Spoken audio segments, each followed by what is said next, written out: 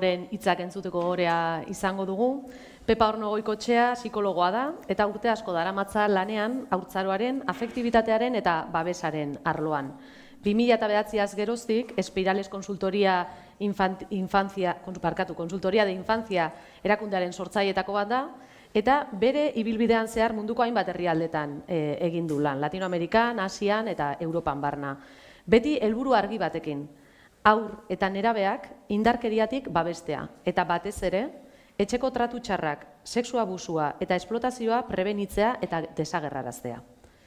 Pepa ez da soilik kanpainetan edo politiketan aritzen den profesionala, babes, hezkuntza, gizarte eta osasun arloko taldekin lan egiten du eta baita trauma istorioak bizi izan dituzten pertsonei laguntzen banakako psikoterapian ere.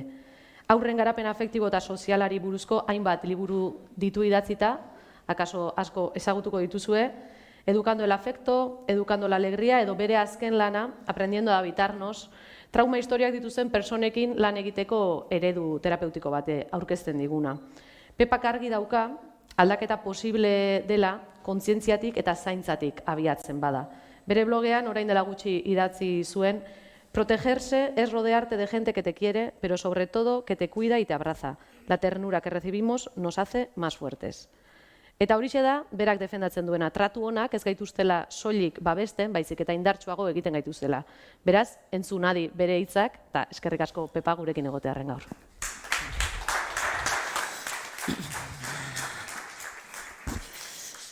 Bueno, Egunon, buenos días a todos y a todas. Y lo primero que quiero hacer es dar las gracias a la Diputación por ofrecerme la posibilidad de participar en este espacio.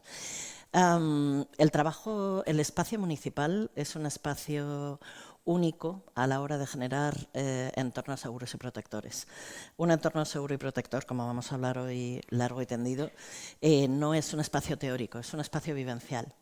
Y hay una clave que para mí es importante entender, y es que cuando hablamos del buen trato, el buen trato no es una acción, el buen trato es aire. Y ese concepto es un concepto que para mí se ha vuelto nuclear. No sé si os acordáis cuando erais pequeños y si tuvisteis suerte en vuestras casas y en donde crecisteis, uno se levantaba por la mañana con una sensación de aire.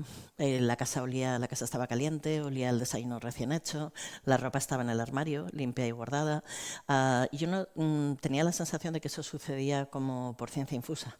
La ropa estaba allí, el desayuno estaba allí, y solo cuando uno se hace madre o padre se da cuenta de la cantidad de cosas que nuestros padres tenían que hacer antes de que nosotros abriéramos los ojos para que todo eso estuviera allí.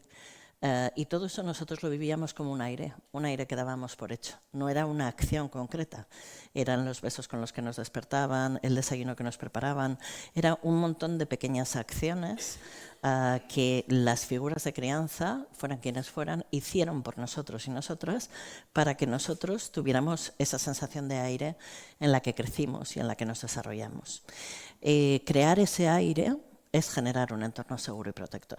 Al final no es una acción concreta, es la sensación con la que un niño o una niña se desenvuelve en el entorno en el que vive, con una vivencia de aire que da por hecho.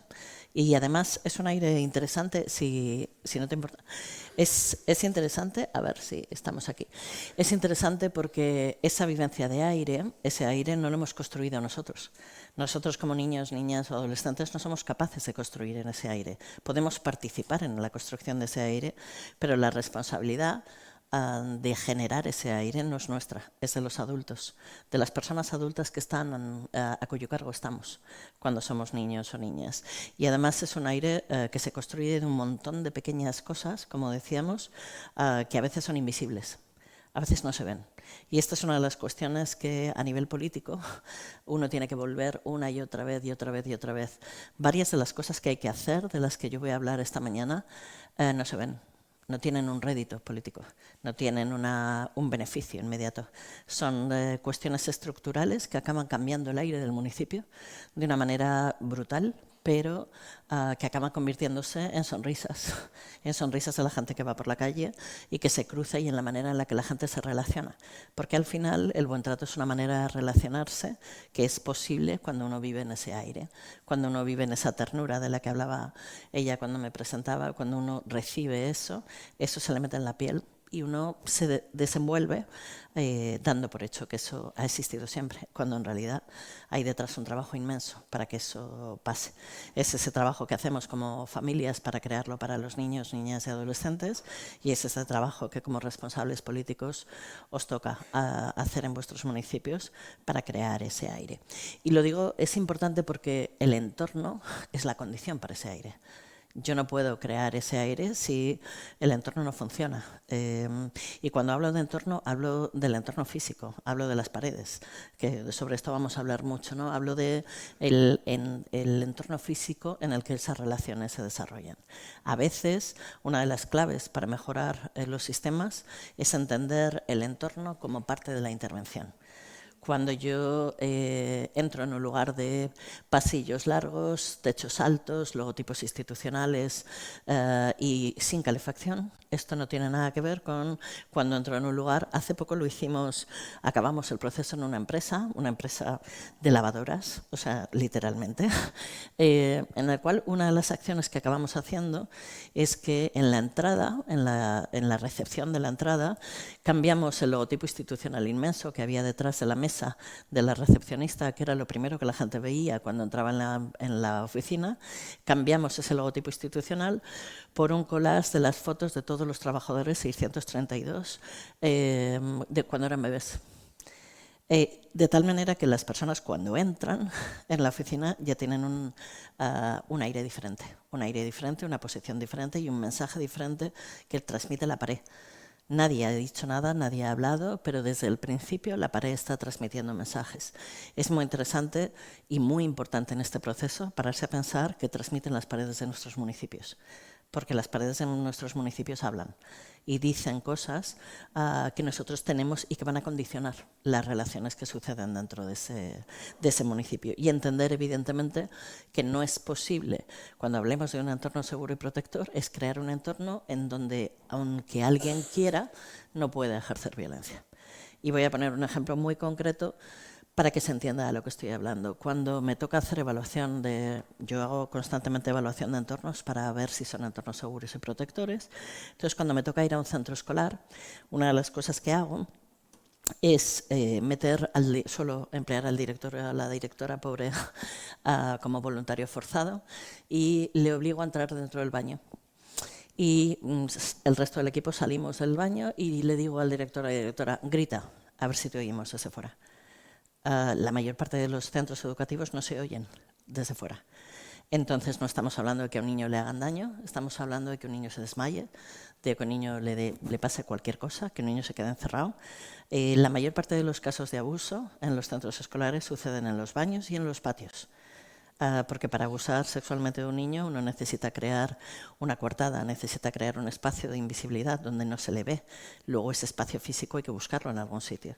Y en un centro escolar la violencia no sucede en las aulas, porque en las aulas hay gente que las mira. Por eso hemos cambiado y estamos cambiando gradualmente las paredes de las aulas para que dejen de ser paredes y pasen a ser cristales. Cristales que preservan el silencio, con lo cual la violencia emocional seguimos sin erradicarla totalmente, porque un profesor o una profesora puede ejercer violencia emocional dentro de un aula y no lo va a saber, pero la física y la sexual en un aula no es posible. Pero en un patio sí, en un baño sí, en unos sótanos sí. Hay un montón de espacios donde yo puedo hacer daño a un niño, a una niña, a un adolescente. Entonces, entender que un entorno seguro parte de una premisa muy básica, que es que no exista posibilidad de hacer daño. Que aunque yo quiera, no pueda.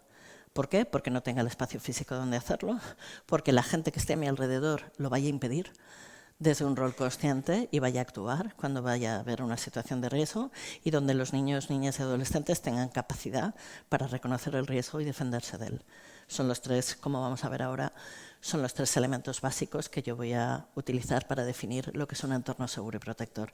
Pero en este punto me parece muy importante dar un paso para atrás y pararnos a pensar que un entorno seguro y protector no es solo un entorno que impide la violencia, es un entorno que posibilita el desarrollo pleno.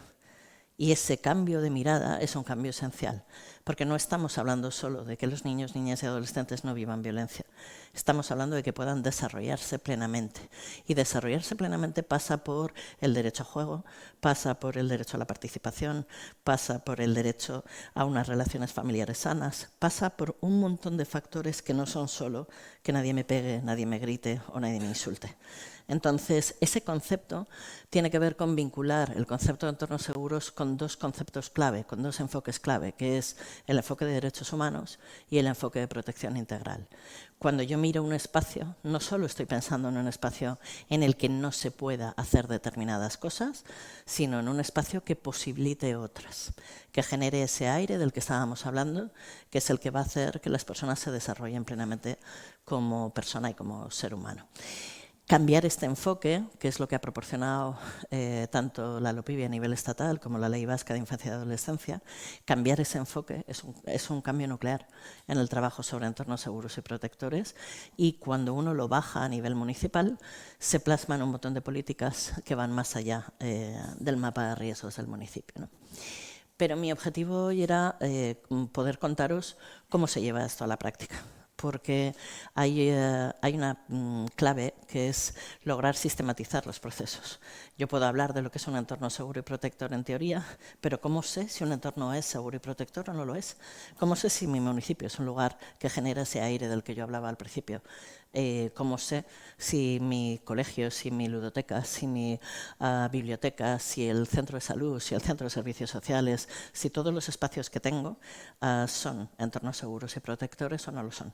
Yo tengo que generar un sistema que me posibilite evaluar los entornos que ya tengo y generar entornos seguros y protectores conforme los vaya creando. Entonces, os voy a describir cuál es el proceso que nosotros desde Espirales Consultoría de Infancia utilizamos para, a nivel municipal, para evaluar si un municipio es un entorno seguro y protector, cuáles son los niveles que utilizamos 4 niveles, y los indicadores que utilizamos para saberlo, para que veáis un poco, cuando se está hablando de generar entornos seguros y protectores, de qué estamos hablando. Entonces, hay cuatro niveles que nosotros utilizamos. El primero, como os decía, es mirar las paredes. Mirar las paredes implica generar un entorno seguro y protector a nivel físico. Implica eliminar riesgos. Implica eliminar esos espacios de los que os hablaba, en los cuales las personas adultas pueden hacer daño a los niños, niñas y adolescentes, en donde pueden darse situaciones de riesgo. Hay que mirar los entornos a nivel físico como primera condición. Esto lo plasmamos en hacer un mapa de riesgos. Entonces, cuando vamos al municipio es interesante porque hay que analizar todo el municipio. Y voy a poner 3 ejemplos de cosas que la gente no entiende que tenga que mirar cuando piensa en evaluar si su entorno, si su municipio es un entorno seguro y protector.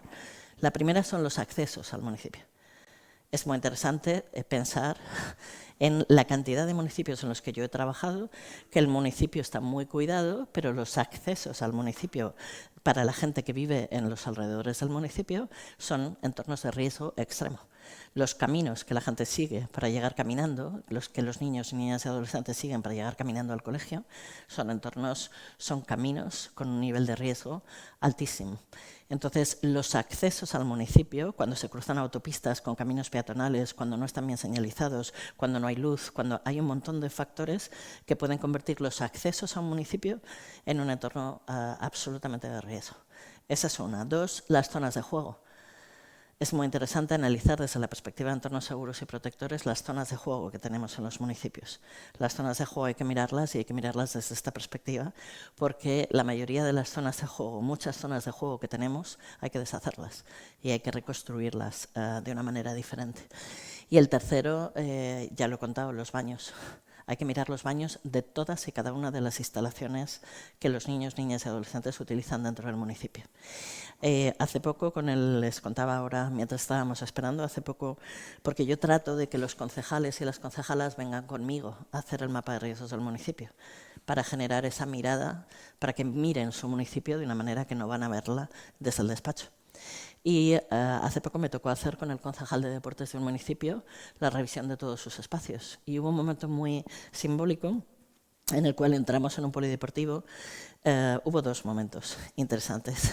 El primero fue, entramos en un polideportivo de reciente construcción, una instalación espectacular, una inversión que habían hecho altísima, económica, y entonces yo, que tengo la particular habilidad para hacer preguntas incómodas en momentos incómodos, dije, ¿y el baño adaptado dónde está? Y me dijo, sí, sí, tenemos un baño adaptado fantástico. Tenían un baño adaptado fantástico exactamente en el extremo contrario al acceso al polideportivo.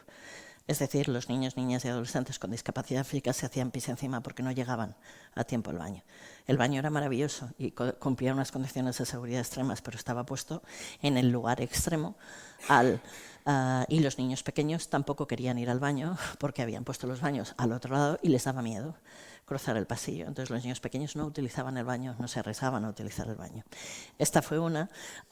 Y la otra fue cuando llegamos a las pistas de fútbol, al campo de fútbol y a los vestuarios del campo de fútbol, y nos encontramos con un matiz interesante que fue, entramos en los vestuarios de entrenadores y entrenadoras y las duchas estaban compartimentalizadas, y entramos en los vestuarios de niños y niñas y las duchas eran seguidas y corridas.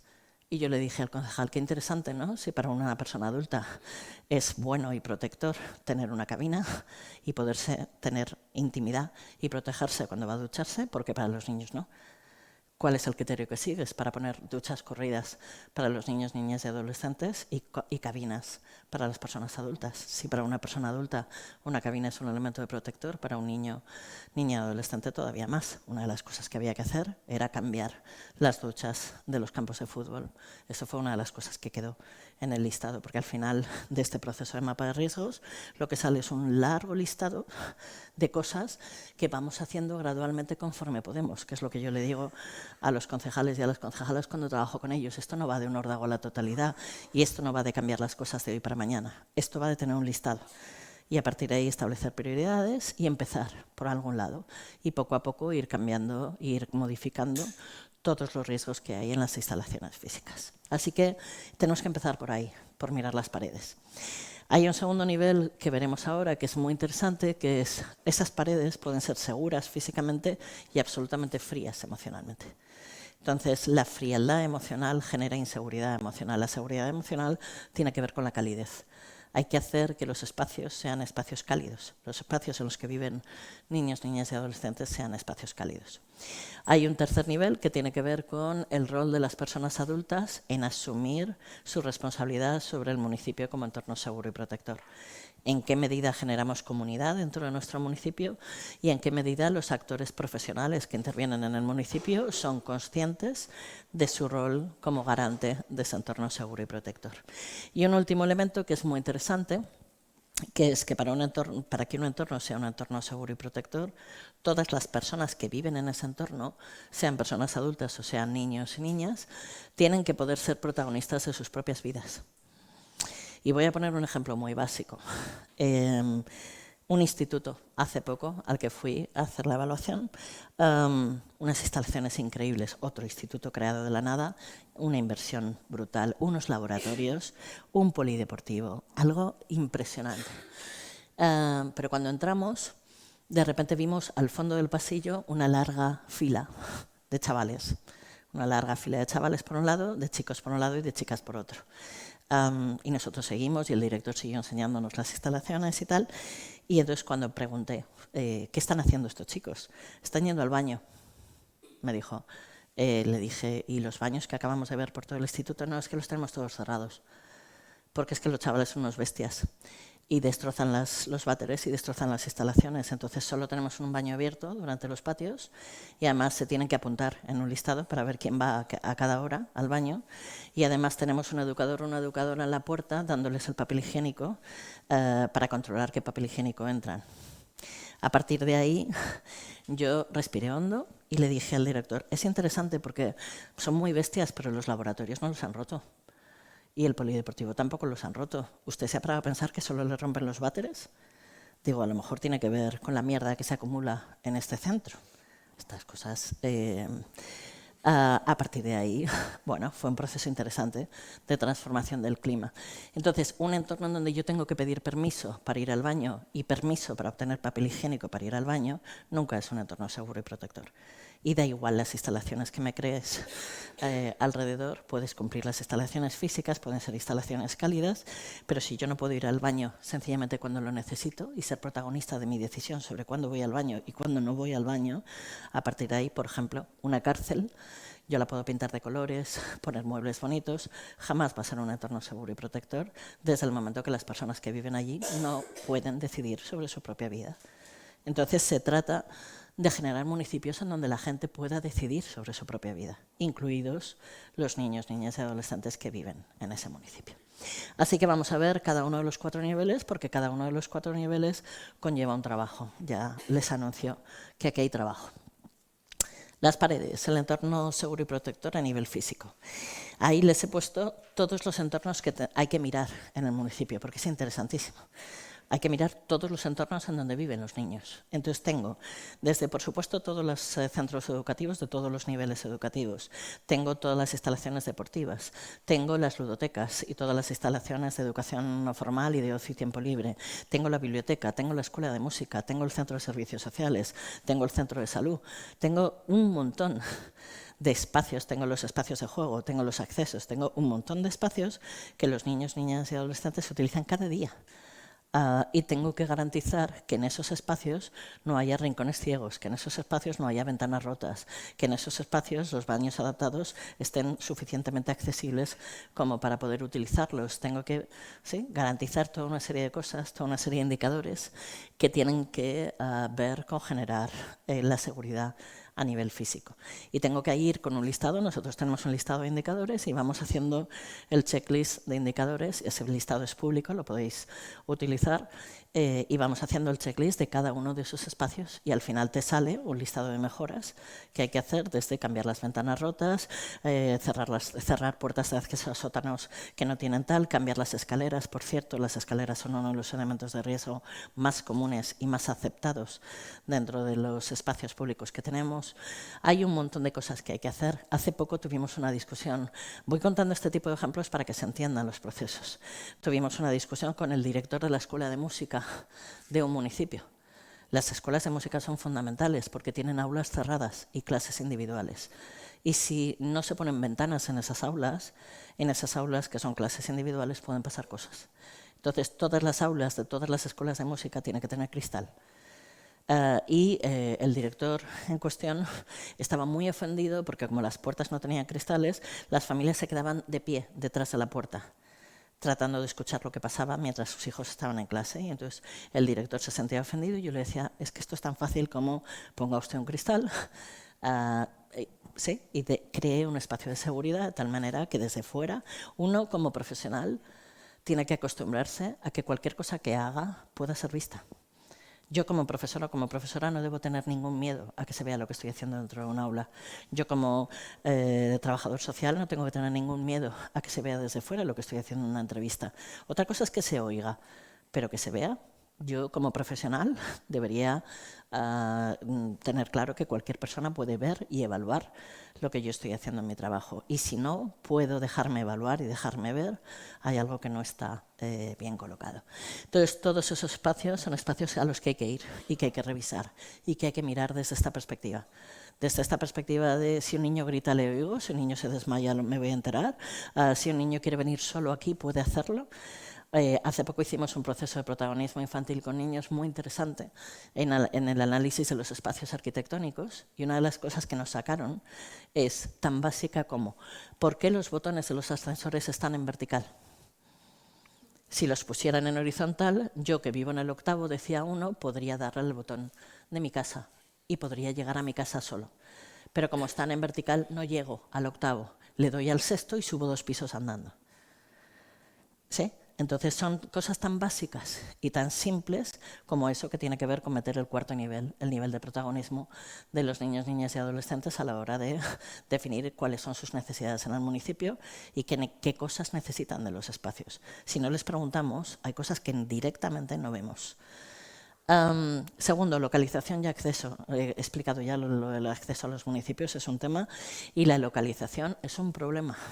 Los municipios que viven en condiciones de aislamiento, hay una frase que se ha convertido en un mantra profesional para mí a lo largo de los años y que trato de ponerla en todos los equipos profesionales en los que trabajo, que es la siguiente: la red conduce a la protección y el aislamiento conduce al riesgo.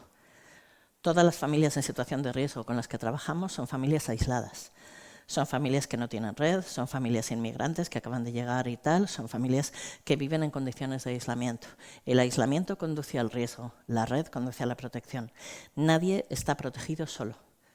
Para ser y estar protegidos, tanto como personas adultas como niños, niñas y adolescentes, necesitamos tener una red de gente que nos cuide y que nos quiera alrededor, que cuando estemos enfermos nos ayude, que cuando no llegamos a buscar a nuestro hijo al cole, tener la madre o el padre que me ayuda y le recoge por mí.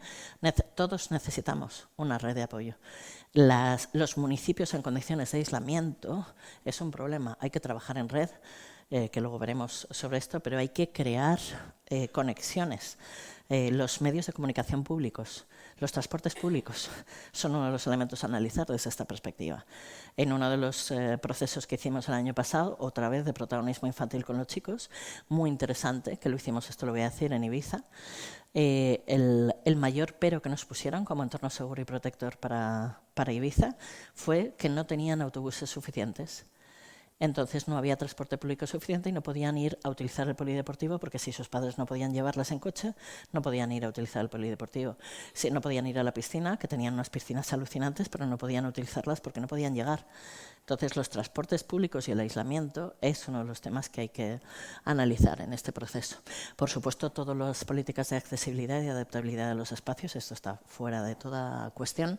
Las medidas de seguridad específicas cuando se tratan de espacios donde viven niños, niñas y adolescentes, las puertas, los accesos, el hecho de que las puertas tengan vano por arriba y por abajo, son medidas de seguridad. Todo esto está en el listado de indicadores, no me enrollo porque está ahí, pero simplemente para que veáis el tipo de cuestiones que uno tiene que mirar cuando piensa en los espacios físicos. La distribución de los espacios es muy interesante. Estos espacios, tenemos dos extremos. Estos espacios abarrotados, estoy seguro que sabéis de lo que hablo cuando vamos a estas oficinas de servicios sociales municipales o espacios municipales en donde la fotocopiadora está al lado de la impresora, al lado de la mesa, al lado de... Sí, todos en un cobijo de 3 metros, y estoy exagerando porque a veces no llegan a 1 metro. Sí, todos ahí, y la persona apelotonada y haciéndole un espacio con la silla para que se... ¿sí? Entonces, hay una cuestión de distribución de espacios. Hay una regla muy básica de seguridad emocional que es una persona para que se sienta segura tiene que poder moverse. Entonces, por eso todos cuando subimos en ascensores, nadie se siente seguro en un ascensor. Desde el momento que es un lugar del que no puedes salir y en el que no te puedes mover, eso pasa a ser un entorno inseguro por excelencia. Entonces, un entorno es un entorno seguro cuando me puedo mover. Los espacios tienen que permitir que la gente se mueva. Los espacios tienen que permitir que la gente suba. Y la distribución de esos espacios, hay dos elementos aquí. Uno, el que te puedas mover. Y dos, la distribución de esos espacios genera unión o desunión. Si queréis dividir un equipo, ponedlo a trabajar en 2 oficinas diferentes físicas. Y a partir de ahí serán 2 equipos y funcionarán de forma separada. Si queréis que la gente trabaje en equipo, tiene que estar en el mismo espacio físico. Entonces hay que generar espacios físicos donde la gente pueda estar de manera conjunta y al mismo tiempo poder moverse. Esto tiene una limitación cuando se trata de espacios. Y cuando se trata de que la gente tiene una cierta limitación a la hora de moverse. Y entonces esto va de quiero mi oficina a 3 metros de mi casa, en vez de, si a lo mejor estuviera a 2 kilómetros de mi casa, tendría una oficina en la que podría todo el equipo trabajar junto, con una amplia, con luz, con tal, pero tengo que moverme. Entonces, la gente a veces tiene dificultades para moverse y para asumir determinadas distancias, ¿no? Pero la distribución tiene estos 2 elementos. Hay un elemento que tiene que ver con la división de los espacios. Por ejemplo, cuando nosotros hacemos este proceso en los centros de protección, hay una regla muy básica, que es que un hogar, para ser hogar, tiene que ser en 1 o a lo sumo en 2 pisos. Desde el momento que tengo 3 pisos ya tengo una situación de riesgo. Y esto vale para nuestra familia y para nuestro hogar y vale para los espacios profesionales. Esta cosa de ya que subes arriba, bájame no sé qué cosa. Y yo tengo a los profesionales abajo y a los chavales arriba y entonces ya tengo la situación de riesgo creada. Entonces los espacios hay que tratar que estén en una planta o a lo sumo en 2. Y esto es un problema a nivel de espacios. Y luego, por supuesto, los riesgos específicos. ¿Sí? Las puertas, las ventanas rotas, los rincones ciegos, los accesos seguros o no seguros. Hay una serie de riesgos específicos. Todo esto es lo que hay que mirar en el nivel 1, que es, vamos a ver cómo están las paredes. Ahora vamos a ver qué nos dicen las paredes, que tiene que ver con la calidez emocional. Porque una misma pared me puede llevar a... Y el ejemplo más claro que os puedo poner de esto son los hospitales. El hospital es un lugar en el que automáticamente cuando entras te quieres ir. El olor de un hospital, los colores de los hospitales, el verde hospital, que no sé a quién se le ocurrió la bendita idea, sí, todo lo que es el espacio de un hospital es un espacio que te expulsa desde el minuto 0, que huele a enfermedad y que huele a muerte. Entonces, los hospitales nunca son entornos seguros y protectores. La gente tiene miedo desde el minuto que cruza la puerta. Y transformar eso se está haciendo. Por ejemplo, las unidades de neonatos, con el paso de los años, al principio se priorizaba el riesgo de contagio de los niños para su evolución.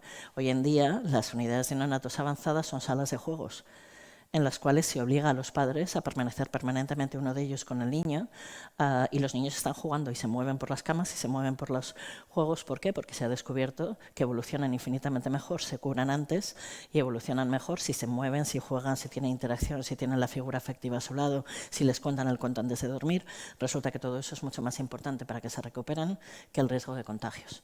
Entonces, gradualmente estamos cambiando las unidades de neonatos, estamos cambiando las unidades de pediatría, pero en el ámbito de salud, en este tema que estoy planteando, tenemos todo lo del mundo y más por avanzar. No hablemos de la atención al parto, no hablemos de los cuidados paliativos, no hablemos de un montón de cosas que estamos cambiando y en las que estamos avanzando desde esta perspectiva. Entonces, un entorno puede ser un entorno seguro a nivel físico y frío emocionalmente. ¿Qué necesito? Necesito luz. Esto es como lo de no me puedo mover. Si no me puedo mover, nunca me siento a salvo. Si estoy en un lugar oscuro, nunca me siento a salvo. La luz es una condición y la temperatura es una condición. Paraos a pensar en las maravillosas oficinas en junio, cuando todo el mundo se muere de calor, o en las discusiones sobre la calefacción de yo tengo frío y tú tienes calor y está alta y está baja. La temperatura en una oficina se puede convertir en un problemón. Entonces, la temperatura y la luz son factores que hay que tener en cuenta. Y no podemos pretender que la gente dé clase en un centro educativo igual en junio que en diciembre. Y las cosas son, el ser humano es lo que es. Y cuando te mueres de calor no atiendes, da igual que tengas 5 o 40 años. ¿Sí? Cuando uno da talleres y formaciones, una de las cosas que tiene que mirar es las salas en donde da estos talleres. Yo cuando llegaba a esta sala he pensado, wow, es que es solo la sala, ¿sí? Pero es una sala que tiene integrado, tiene un montón de elementos de entorno seguro y protector, pero cuando voy a los espacios no me encuentro esto. Entonces necesito la luz, necesito que la gente se pueda mover, necesito que sean entornos cálidos con la temperatura y con los colores y con la decoración. Necesito que tengan acceso a la naturaleza, que de alguna manera integren la naturaleza, que la gente tenga patios, tenga jardines, tenga posibilidad de acceso, de salir, tenga plantas, integrar la naturaleza es un elemento de autorregulación emocional que hay que meter en los espacios para que sean entornos seguros y protectores. Y 2 elementos fundamentales: la personalización y la historia de vida. Una de las cosas que se está haciendo últimamente, que estamos teniendo que revertir, son estas maravillosas oficinas de coworking, en las cuales tú llegas y tienes una mesa y un acceso a Internet. Y tú cada día llegas y te sientas donde te toca. Y esta cosa de tener las fotos de mi familia, tener mi vaso, tener mis lápices, tener mis cosas, los espacios, el entorno de pertenencia, es un elemento de seguridad emocional básico y fundamental. Cuando la gente no se siente perteneciente a un espacio, no lo cuida. Entonces, ¿qué es lo que pasa con las oficinas de coworking? Que acaban todas destrozadas, porque no es de nadie. Y al no ser de nadie, nadie lo cuida. En cambio, cuando la gente se hace cargo, qué importante es que los ciudadanos y los ciudadanos de nuestros municipios se sientan pertenecientes a nuestros municipios, porque entonces lo cuidarán. Y entonces colocaremos, hace un par de años tuve que apostarme con un claustro entero de profesores porque propusimos poner bancos, porque había unos patios inmensos, maravillosos, extraordinarios, pero los chavales no tenían ningún sitio donde sentarse. Entonces propusimos poner bancos y el claustro entero nos dijo que los iban a romper, que para qué los poníamos, que los iban a romper. Y entonces yo me aposté con el claustro entero a invitar al claustro entero a cenar si al final del curso se habían roto esto, y me invitaron a cenar al final. Sí, pero me tengo que apostar y el punto es, yo ese día me fui a casa pensando, o sea, estoy teniendo que pelear con el claustro, o sea, el claustro debería estar a mi favor, el claustro debería ser el que defendiera que los chavales van a disfrutar de los bancos, no yo. Y qué clima tengo en qué aire tengo en este centro, que tengo que apostar a favor de los chavales contra el claustro de profesores, ¿no? Entonces, la parte de personalización y de historia de vida tiene que ver con el sentimiento de pertenencia, que es un elemento fundamental de la seguridad emocional. Hay una clave, cuando yo voy a un centro de protección, hay una clave que siempre utilizo, hay dos claves que utilizo para saber si el equipo funciona o no. Uno, los edredones. Estoy harta de las mantas roídas, las sábanas rotas, de viejas. Cuando no hay un edredón caliente, acordaos de la temperatura. En nuestras casas, uno de los elementos básicos, nadie se siente seguro si tiene frío y tiembla. Entonces, la temperatura y los edredones son uno de los elementos claves del entorno seguro y emocional.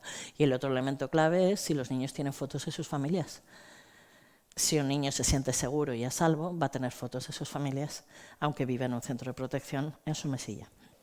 Entonces, aquellos centros donde muebles fijados al suelo, colores uniformes, sábanas iguales para todo el mundo, cero personalización de los espacios, todo eso son a lo que nos referimos con los indicadores del entorno seguro a nivel emocional.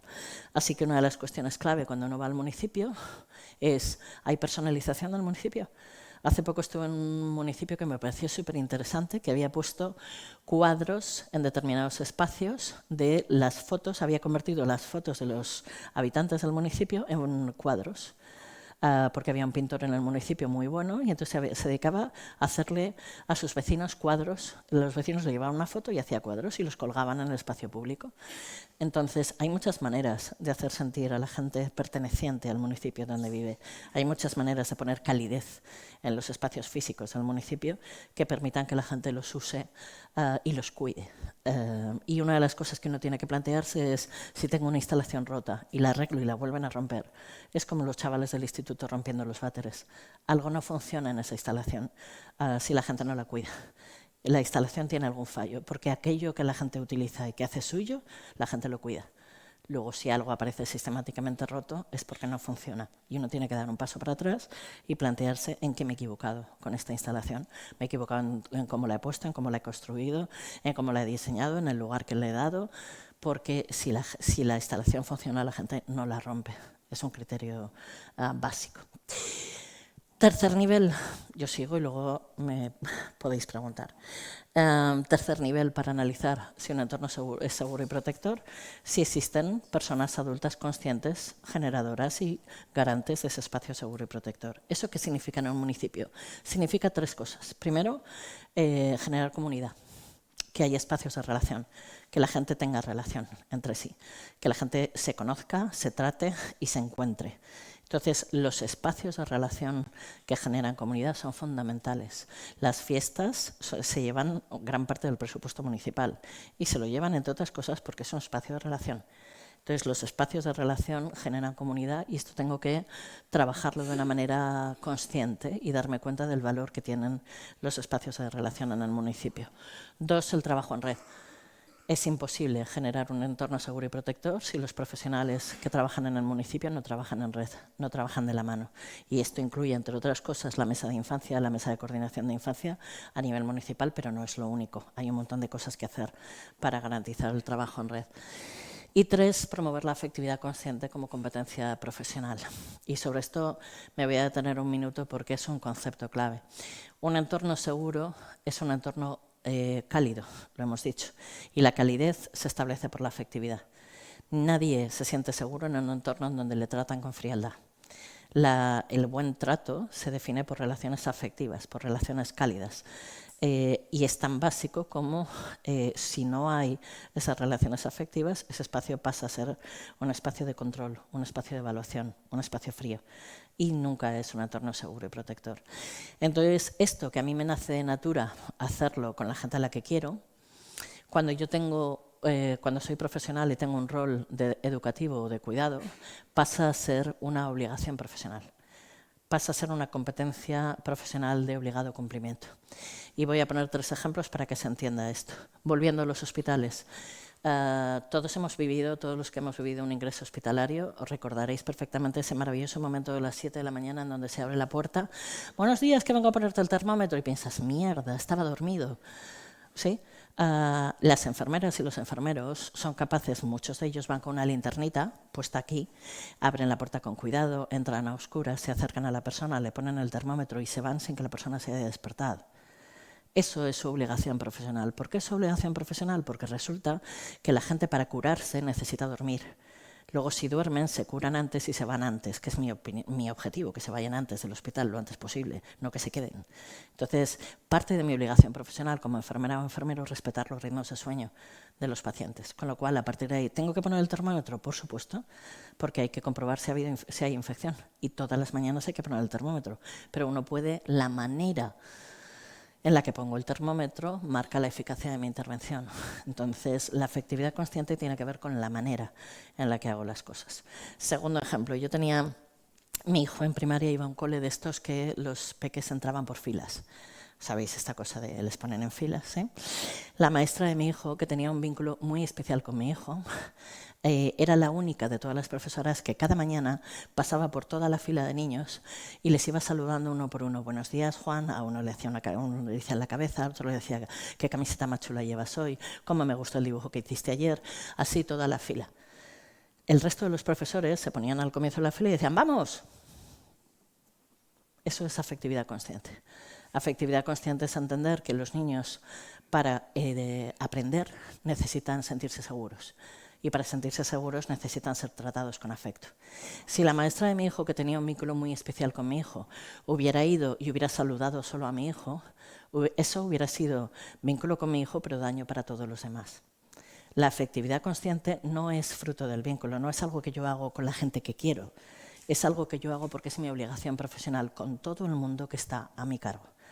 Yo, como jefe o jefa de una oficina, cuando llego por la mañana saludo a todo el mundo.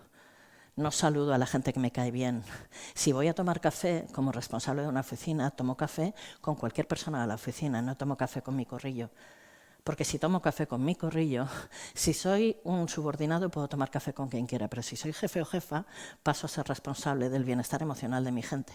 Y el bienestar emocional de la gente que trabaja para mí, entre otras cosas, viene determinado porque se sienta tratado con igualdad. Y sentirse tratado con igualdad pasa por si yo voy a tomar café, tengo que poder tomar café con cualquier persona de la oficina, no solo con determinadas personas de la oficina, porque soy jefe o jefa, no soy parte del personal. Y tercer ejemplo de lo que significa la afectividad consciente. Esto tiene que ver con la dimensión grupal. Cuando yo trabajo con los equipos, la gente me dice, es que yo, y bueno, en esta tierra esto es especialmente importante, no, yo es que no soy mucho de tocar. Es que a mí esto de abrazar no se me da, es que mis padres jamás me han dicho te quiero, esta cosa no... Y yo siempre les digo, a ti te pagan por abrazar. Si no eres capaz de abrazar, cámbiate de trabajo. Cuando uno trabaja con niños, niñas y adolescentes, abraza.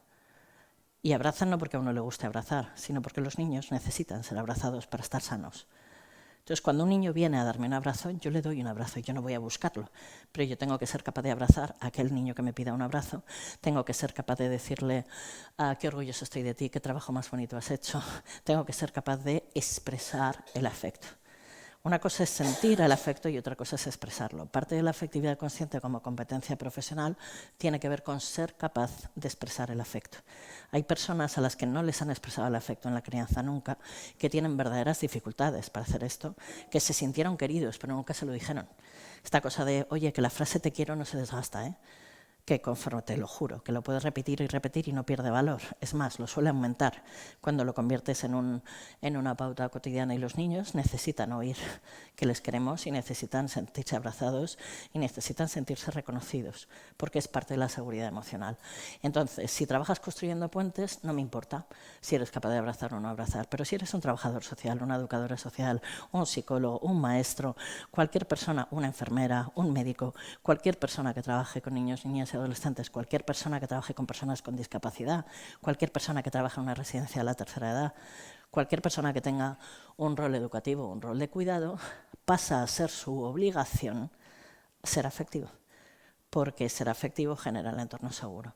Si yo como jefe o jefa quiero que mi equipo funcione, o soy afectivo o no tengo nada que hacer. El hecho de ser reconocido y llamar a la gente por su nombre, de saludar, de acordarme de si alguien tiene a su padre enfermo o no tiene a su padre enfermo, de recordar los cumpleaños de la gente, todo eso son elementos que generan seguridad emocional. El posibilitar espacios de expresión emocional, el posibilitar que la gente pueda ser creativa y pueda hablar, resulta que la gente rinde mucho más cuando tiene un líder positivo, que llamamos ahora. El liderazgo positivo tiene que ver con la afectividad consciente. Luego, entonces, a nivel municipal, interesante, se trata de promover la afectividad consciente en el municipio. Se trata de trabajar para que todos los profesionales que trabajan en el municipio sonrían. Interesante elemento. Sonrían, saluden a la gente por la calle, se crucen, vayan a las casas, se molesten en conocer la historia de vida de la gente con la que trabajan. Qué interesante es cuando yo voy a un centro de protección y me encuentro con que la gente no se ha leído la historia de vida de los niños. Y digo, hola, ¿no te has leído el expediente de los niños con los que trabajas? Es como si yo, como educador familiar, voy a trabajar con una familia y no me he leído su expediente. ¿De qué estamos hablando? Si yo no conozco la historia de vida de la gente, no puedo trabajar con esas personas. Entonces, cuando yo soy concejal en un municipio, tengo que conocer a mi gente. Y tengo que salir a la calle, y tengo que ir a las casas, y tengo que ir a los barrios, y tengo que conocer cómo vive la gente, no leer documentación sobre eso, sino recorrerme los espacios. Hacer el mapa de riesgos conjuntamente con los concejales y concejalas es una inversión. ¿Por qué? Porque genera un nivel de conciencia en los responsables políticos que no obtienes de ninguna otra manera. Conocer el municipio implica salir, hablar con la gente, relacionarse, ir a los espacios de relación, implica la afectividad consciente. Y sí, ser capaz de decir buenos días incluso al que no me ha votado, incluso al que me trata como 3 patadas y me ha metido la puñalada por la espalda. Porque como yo le digo a la gente, ser afectivo con la gente que te quiere y que te trata bien no tiene mérito. Uno se gana el sueldo cuando es afectivo con el que le cae como 3 patadas. Ahí se gana el salario. El resto no tiene mérito.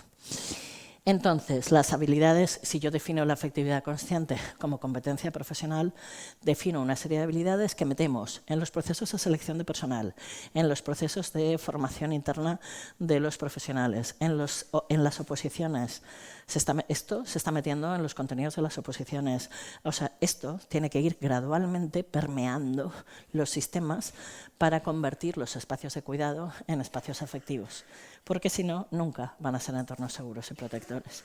Así que se trata de trabajar para convertir el cuidado y el afecto en un valor de relación en mi municipio. Yo digo, vamos a hacer los municipios del cuidado, los municipios de la ternura, no sé, llamadlo como queráis, pero la cosa va de que aquí la gente se abraza, de que aquí la gente se saluda, de que aquí la gente... De hecho, esto, cuando un entorno es seguro y protector, sale de natura. No tienes que forzar a la gente para lo que lo haga, lo hace. Cuando los padres y las madres quieren a sus hijos, les abrazan y nadie tiene que decirles que les abracen. Entonces, a uno le sale hacerlo con la gente que quiere, pero se trata de entender que si tú eres responsable de un entorno seguro y protector, te toca hacerlo como una competencia profesional obligatoria. Cada uno de estos elementos implica un trabajo. Solo voy a detenerme un minuto en la tercera. El cuidado consciente y planificado de todas las fases de cualquier proceso, poniendo especialmente atención a los comienzos y a los finales. Y voy a poner 3 ejemplos. El comienzo del curso escolar, el final del curso escolar. Todos tenemos asumida la fase de adaptación de los niños y todo el mundo sabe que en septiembre hay unas características especiales en los centros educativos, pero la gente da clase hasta el último día de junio y se despide diciendo adiós. Entonces, hay un tema con los finales. Y un mal comienzo y un mal final de una experiencia cambian el significado afectivo de esa experiencia. Un mal final de una experiencia se convierte en abandono. Y el ejemplo más claro de esto es la muerte. cómo obviamos la muerte, cómo esquivamos la muerte, cómo sacamos a los niños y a las niñas de los espacios relacionados. Entonces todos vamos al entierro, pero el niño no vaya a ser que se traumatice. Entonces es el único que no se puede despedir, el único que no es abrazado, el único que no es acariciado, el único al que no le dicen estoy contigo, no, porque no puede estar. Entonces los entierros y los funerales no son para el que se ha muerto, son para los que se quedan, para que se sientan acompañados y sostenidos por su red. Y los niños, niñas y adolescentes tienen que formar parte de esos espacios. Pero luego tenemos a las familias que se muere el hámster y le compran un hámster nuevo mientras está en el colegio, no vaya a ser que se entere y pobrecito que lo pase mal y se entere de que el hámster se ha muerto. Entonces hay un punto aquí muy interesante con los finales. La llegada de un profesional a un equipo, la salida de un profesional de un equipo. Da igual que sea la salida porque se va voluntariamente, que porque se le acabó el contrato, que porque yo le despido. Es un profesional que se va de un equipo. Y ahí hay que trabajar esa salida.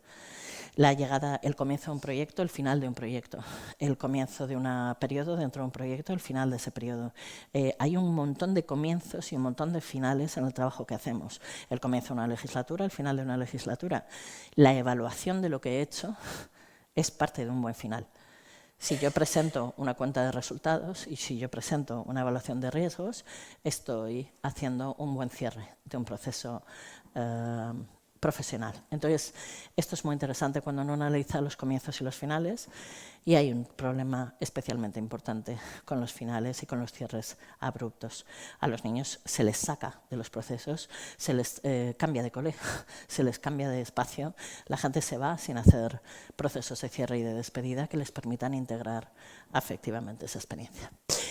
Para todo esto hace falta consciencia. Y la consciencia tiene que ver con 3 elementos de consciencia. La consciencia interior, el qué me pasa a mí con esto, qué me está pasando, ser capaz de conectar con mis sensaciones corporales y con mis procesos emocionales, la consciencia sobre las personas a las que acompaño y la consciencia sobre el entorno, que es un poco lo que estamos hablando hoy. Pero lo que se trata en este nivel 3 es de generar consciencia en todos los profesionales que trabajan en el municipio para que actúen como garantes del entorno seguro y protector de forma consciente, que se den cuenta y que reciban formación suficiente y que haya sistemas de trabajo en el municipio que permitan generar esa consciencia. Que las decisiones no se tomen porque sí o nadie sabe muy bien por qué se han tomado, sino que sean parte de una estructura que se cuida con consciencia. Todo esto requiere un trabajo, el nivel 3 del que hablamos, estamos hablando de ese trabajo de competencias profesionales y de esa transformación y de esa generación de trabajo en red y de esa generación de sistemas unificados de trabajo. Estamos hablando de muchas cosas que tienen que ver con asumir con consciencia mi rol como garante de derecho. Y aquí solo un minuto, si los profesionales no trabajan con consciencia, empezamos a tener muchos problemas. Muchos problemas. Hay un concepto clave que es el concepto de la distancia profesional. Es un concepto que a todos nos han contado en la carrera. Todos los que somos del ámbito social y educativo nos han hablado de ese concepto maravilloso de la distancia profesional. Hay un problema cuando uno no trabaja desde la consciencia interior que puede caer en el distanciamiento o la excesiva implicación en los procesos. Y tan problema es distanciarse demasiado como implicarse demasiado. Tan problemas son los educadores familiares que acaban metiéndose en las familias, que acaban llevándose a los niños a casa y ofreciéndose como figuras acogedoras, que eso es un exceso de implicación, como la gente que trata a las familias como si fueran números y expedientes y no se molestaba en ir al domicilio de la familia a conocer cómo viven, que eso es un exceso de distanciamiento. Entonces, el manejo de la distancia profesional tiene que ver con el trabajo de la consciencia interior. Tiene que ver con esa pregunta de ¿qué me pasa a mí con esto? Cuando tengo un problema con algo, cuando tengo una situación de conflicto con algo, hay un punto en el que tengo que preguntarme ¿qué me está pasando a mí con esto? ¿Y por qué esta persona me está enfadando? ¿Y por qué este proceso está atascado? ¿Y por qué los chavales rompen los váteres? ¿Y por qué en el municipio aparece este espacio especialmente roto? Entonces, ¿qué nos toca a los profesionales? Lo he ido viendo, y el último nivel, que no quiero olvidarme, que es el protagonismo. El protagonismo tiene 3 elementos fundamentales: la participación ciudadana, la participación infantil y adolescente y los ámbitos de protagonismo. Entonces, el espacio de participación ciudadana es interesante. La participación ciudadana no es hacer una encuesta. La participación ciudadana no es una consulta puntual. La participación ciudadana es crear mecanismos para que los ciudadanos puedan ser protagonistas de su vida en el municipio. Es decir, mecanismos constantes y mantenidos en el tiempo, tanto en sus procesos como en sus contenidos. Trabajar la participación infantil y adolescente desde esta perspectiva, que no estamos hablando de crear la comisión de niños, sí, el Consejo Infantil y Adolescente en el municipio, solo que estamos hablando de otra cosa, que tiene que ver con si los niños y niñas participan. ¿Y qué significa participar? Hay 5 ámbitos en el que uno puede ser protagonista de su propia vida. Hay un protagonismo en las decisiones de la vida cotidiana, qué ropa me pongo, qué actividad hago, qué voy a comer hoy, un montón de decisiones que tomamos todos y cada uno de nosotros cada día y que cuando vives en un entorno seguro y protector puedes tomar. Cuando vives en una cárcel no decides ni qué comes, ni cómo te vistes, ni qué actividades haces. Pero esto, en un entorno seguro y protector, puedes decidirlo. Hay un segundo nivel de protagonismo que son las decisiones claves. ¿Qué voy a estudiar? ¿Qué actividades voy a hacer? Las decisiones claves e importantes. ¿Voy a tener relación o no con mi familia? ¿Voy a emparejarme o no? Decisiones claves de la vida de una persona. Hay un protagonismo en la comunidad donde viven. Si los niños, niñas o adolescentes son protagonistas y participan en la comunidad del municipio. El protagonismo en la evaluación y mejora de los entornos. Para hacer el mapa de riesgos del municipio hay que hacer un mapa de riesgos con los niños del municipio, porque su mirada no es la misma que la de las personas adultas. Entonces, un mapa de riesgos no está bien hecho si no incluye un proceso de protagonismo infantil y adolescente en esa evaluación y mejora de los espacios donde viven y, por supuesto, el protagonismo asociativo y político. Son 5 niveles en los cuales uno va avanzando conforme avanza el desarrollo evolutivo de una persona. Entonces, son 5 niveles que tenemos que posibilitar.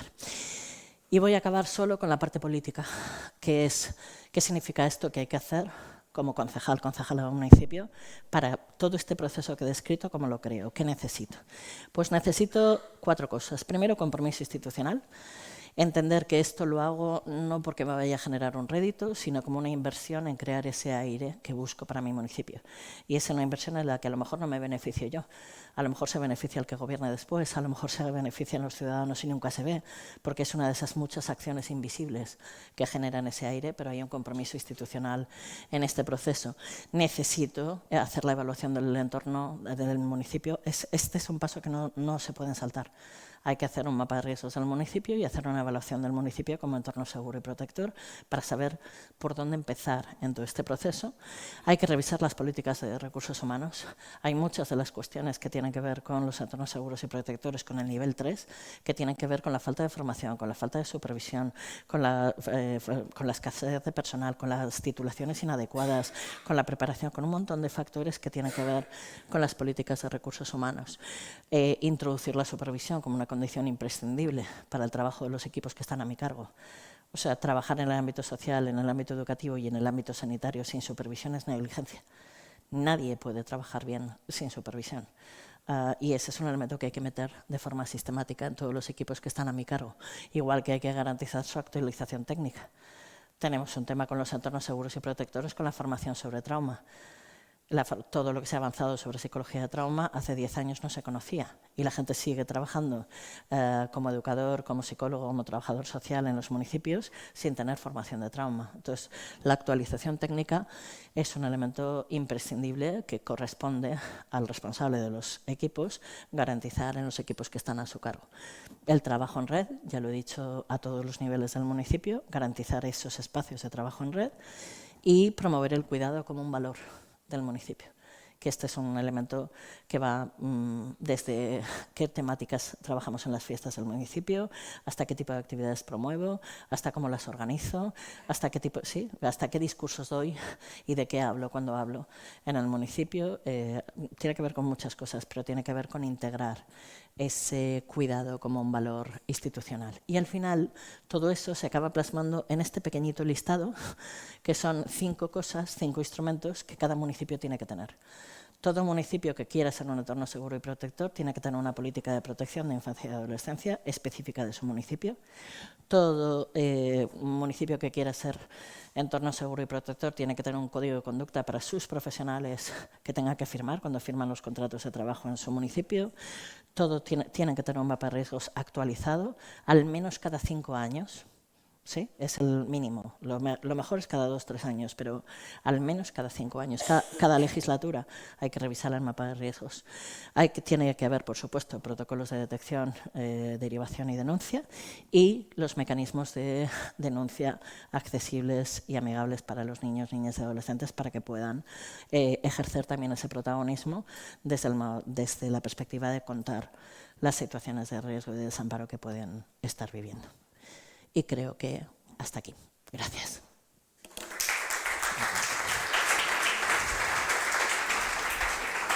Qué bien, ¿eh? Te he visto. Bueno, es que ricasco, Pepa. Creo que hablo en nombre de todas cuando digo que tus palabras han sido aire para nosotras. Eta, bueno, 10 minututxo ditugu galderetarako. Ez dakit norbaitek galderarik egiteko daukan Pepari. Dut, Maitek badaukala mikrofonoa pasatzeko, eskurik esku.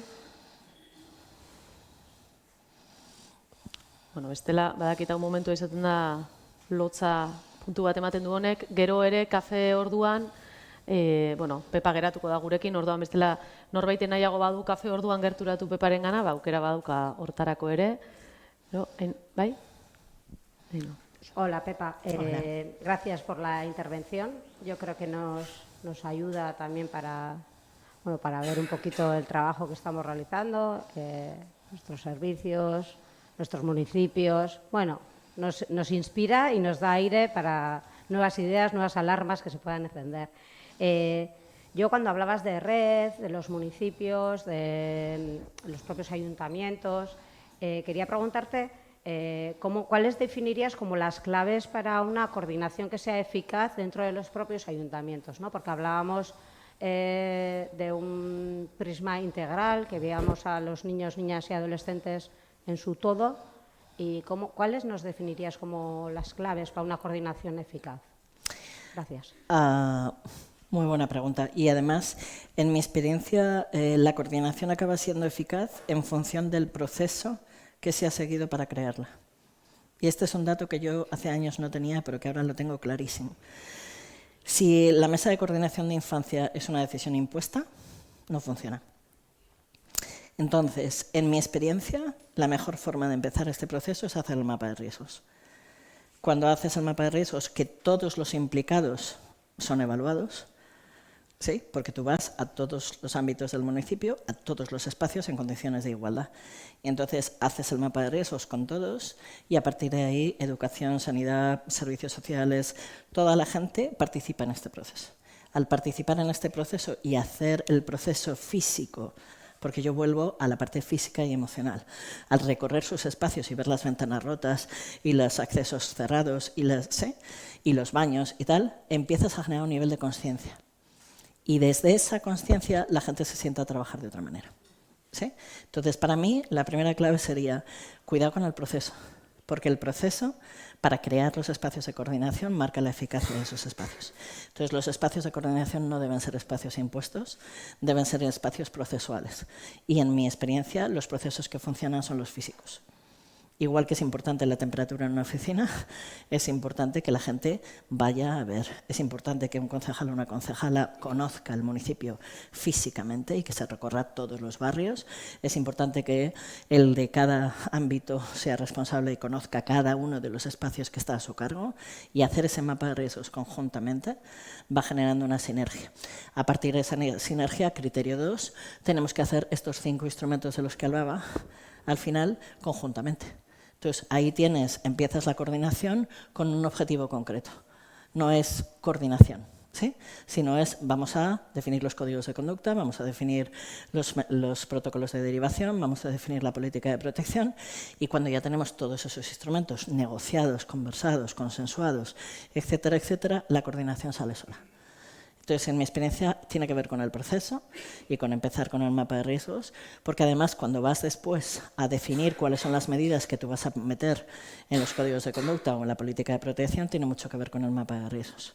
¿Sí? Y como parte de esa política de protección, obviamente vas a meter los espacios de coordinación. Entonces, los espacios de coordinación no van a ser impuestos, van a ser el resultado de un proceso que ha generado conciencia. El cambio en el municipio acaba siendo aire. que es una cosa que a mí me encanta. A mí me encanta ir a los municipios en los que hemos trabajado, porque es como cuando me entran dudas de mi trabajo, hago esto y entonces me acuerdo de por qué hago lo que hago, ¿no? Porque cuando ves el cambio en el aire de los lugares es emocionante, pero ese cambio de lugar tiene que ver con la consciencia y esa consciencia, en mi experiencia, como mejor empieza es físicamente. Beste galderarik, beste galderatxo baterako tartea badaukagu, nahi izan ez gero. Bai.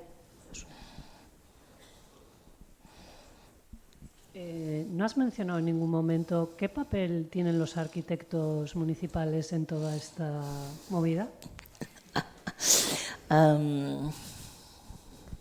Es interesante esta pregunta, porque en algunas ocasiones son mis mejores aliados y en otras ocasiones son el mayor de las chinitas en el zapato.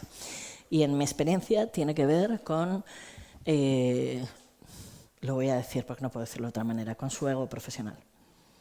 Tiene que ver con si sienten que cuando yo estoy diciendo que este entorno no está bien diseñado, estoy cuestionando su trabajo. Yo suelo hablar con ellos y con ellas y les suelo explicar, a ver, cuando tú diseñaste este espacio, esto no se tenía en cuenta. ¿Sí? No es que lo hayas hecho mal, es que eran dimensiones que ni te enseñaron en la facultad, ni tuviste presente, ni estaban presentes como criterios de decisión en el momento que diseñaste este espacio. ¿Sí? Lo que se trata es de mejorar ese espacio. Y para mejorar no hay nadie mejor que tú. Para implementar lo que yo estoy pidiendo, cuando elimino riesgos, por ejemplo, cuando hay que cerrar rincones ciegos, los arquitectos y arquitectas son fundamentales, porque se les ocurren cosas que a mí no se me ocurren. Yo sé que hay que cerrar este espacio, pero no sé cómo, o cómo de forma más económica posible, ¿no? Entonces hay que ganarlos para la causa. Y ganarlos para la causa es desde la perspectiva de no cuestionar tu trabajo, porque cuando diseñaste estos espacios, esto no eran variables que se tenían en cuenta. Y normalmente, cuando generas conciencia en ellos, lo que te digo, se convierten en aliados. Entonces, las primeras visitas son las más complicadas, pero luego llega un momento que empiezan a ver ellos solos lo que tú estás diciendo. Pero el ego es una cuestión personal e intransferible. Sí. Nos pasa a todos, ¿eh? Ellos tienen ego, nosotros también, o sea, no somos diferentes, pero hay que tenerlo presente.